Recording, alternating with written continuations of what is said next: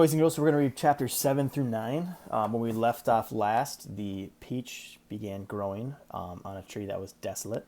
So we'll just kind of start where we left off. The two men and the small boy stood absolutely still on the grass underneath the tree, gazing up at this extraordinary fruit. James' little face was glowing with excitement. His eyes were as big and bright as two stars. He could see the peach swelling larger and larger, as clearly as if it were a balloon being blown up. In half a minute, it was the size of a melon. In another half minute, it was twice as big again. "Just look at it growing!" Aunt Spiker cried. "Will it ever stop?" Aunt Sponge shouted, waving her fat arms and starting to dance around in circles. And now it was so big it looked like an enormous butter-colored pumpkin dangling from the top of the tree. "Get away from the tree trunk, you stupid boy!" Aunt Spiker yelled. "The slightest shake, and I'm sure it will fall off. It must weigh 20 or 30 pounds at least." The branch that the peach was growing upon was beginning to bend over further and further because of the weight. "Stand back!" Aunt Sponge shouted. "It's coming down! The branch is going to break!" But the branch didn't break. It simply bent over more and more as the peach got heavier and heavier, and it still went on growing. In another minute, this mammoth fruit, mammoth, which is like a prehistoric elephant, which means it's large, this mammoth fruit, was as large and round and fat as Aunt Sponge herself, and probably just as heavy. "It has to stop now!" Aunt Spiker yelled. "It can't go on forever!" But it didn't stop. Soon it was the size of a small car and reached halfway to the ground. Both aunts were now hopping around and around the tree, clapping their hands and shouting all sorts of silly little things in their excitement. "Hallelujah!" Aunt Spiker shouted. "What a peach! What a peach!" "Terrifico!" Aunt Sponge cried out. "Magnifico! Splendico!" "And what a meal!" "It's still growing!" I know!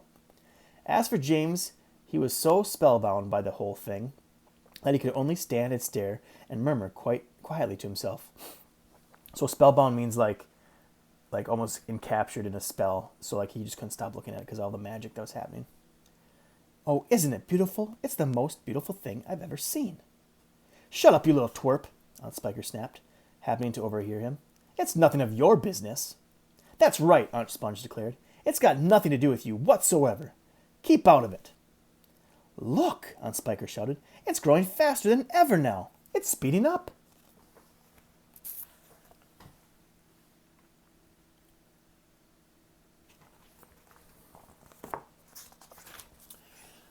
"I see it, Spiker. I do. Bigger and bigger grew the peach, bigger and bigger and bigger.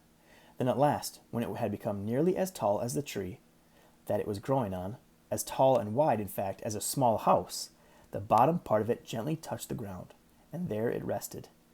"It can't fall off now," Aunt Sponge shouted. "It's stopped growing," Aunt Spike cried. "No, it hasn't." "Yes, it has." "It's slowing down, Spiker. It's slowing down." "But it hasn't stopped yet. You watch." There was a pause. "It has now." "I believe you're right." "Do you think it's safe to touch it?" "I don't know. We better be careful." Aunt Sponge and Aunt Spiker began walking slowly around the peach, inspecting it very cautiously from all sides. They were like a couple of hunters who had just shot an elephant and were not quite sure whether it was dead or alive. And the massive round fruit towered over them so high that they looked like midgets from another world beside it. The skin of the peach was very beautiful, a rich, buttery yellow with patches of brilliant pink and red. Aunt Sponge advanced cautiously and touched it with the tip of one finger. "It's ripe!" she cried. And if you guys don't know, ripe means like it's ready to be eaten. It's the perfect time to eat. It's not too unripe. It's not too far gone. "It's just perfect! Now look here, Spiker. Why don't we go and get a shovel right away and dig out a great big chunk of it for you and me to eat?" "No," Aunt Spiker said, "not yet." "Why ever not?" "Because I say so." "But I can't wait to eat some," Aunt Sponge cried. She was watering at the mouth now, and a thin trickle of spit was running down one side of her mouth. "My dear Sponge," Aunt Spiker said slowly, winking at her sister and smiling a sly, thin-lipped smile. "There's a pile of money to be made out of this, if only we could handle it right. You wait and see." Chapter 8. The news that a peach almost as big as a house had suddenly appeared in someone's garden spread like wildflower across the countryside. And the next day, a stream of people came scrambling up the steep hill to gaze upon this marvel. Quickly, Aunt Sponge and Aunt Spiker called in carpenters. Carpenters are people who build things. And had them build a strong fence around the peach to save it from the crowd. And at the same time, these two crafty women stationed themselves at the front gate with a large bunch of tickets and started charging everyone for coming in. Roll up, Aunt Spiker yelled. Only 1 shilling to see that giant peach. Now, a shilling is a type of currency, so like our dollar, but in England or the UK. Half price for children under 6 weeks old, Aunt Sponge shouted. One at a time, please. Don't push, don't push. You're all going to get in. Hey, come back here there. You haven't paid. By lunchtime, the whole place was a seething mass of women, children, men, women, and children, all pushing and shoving to get a glimpse of this miraculous fruit. Helicopters were landing like wasps all over the hill, and out of them poured swarms of newspaper reporters, cameramen, and men from the television companies. It'll cost you double to bring in a camera, Aunt Spiker shouted. All right, they answered. We don't care. And the money came rolling into the pockets of 2 greedy aunts. So there's a picture of all the people lined up to see the giant peach, and there's the fence, and there's helicopters, I'm guessing news helicopters. There's a guy with a camera.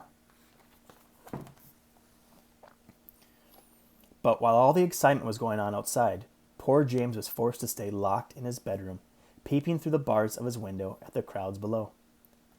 The disgusting little brute will only get in everyone's way if we let him wander about, Aunt Spiker had said earlier that morning. Oh, please, he begged. I haven't met any other children for years and years. And there are going to be lots of them down there for me to play with. And perhaps I could help you with the tickets. Shut up, Aunt Spiker had snapped. Your Aunt Spiker and I are about to become billionaires. And the last thing we want is the likes of you messing things up and getting in the way.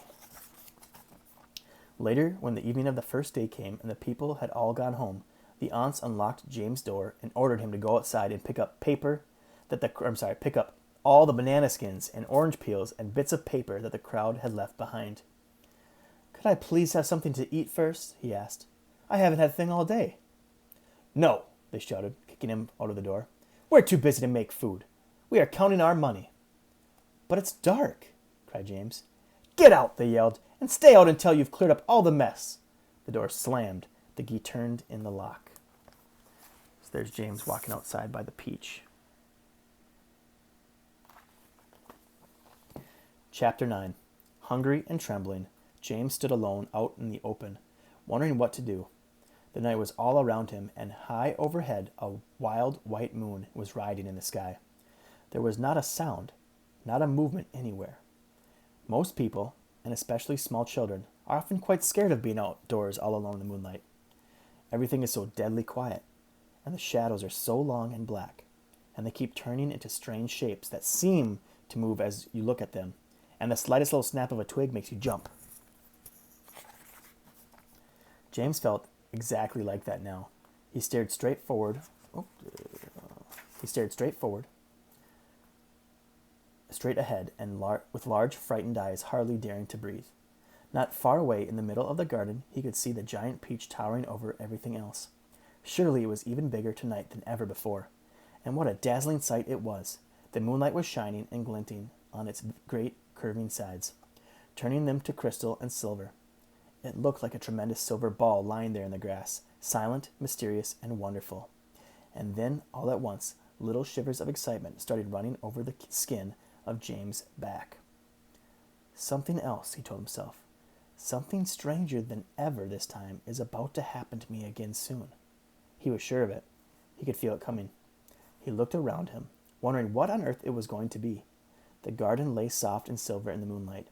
The grass was wet with dew, and a million dewdrops were sparkling and twinkling like diamonds around his feet.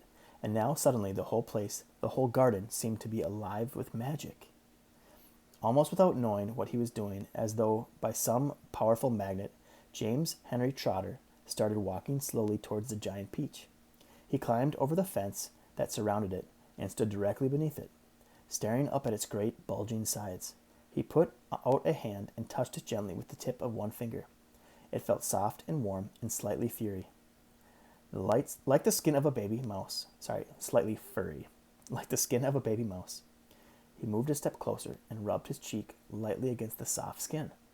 And suddenly, while he was doing this, he happened to notice that right beside him and below him, close to the ground, there was a hole in the side of the peach. And we'll stop there.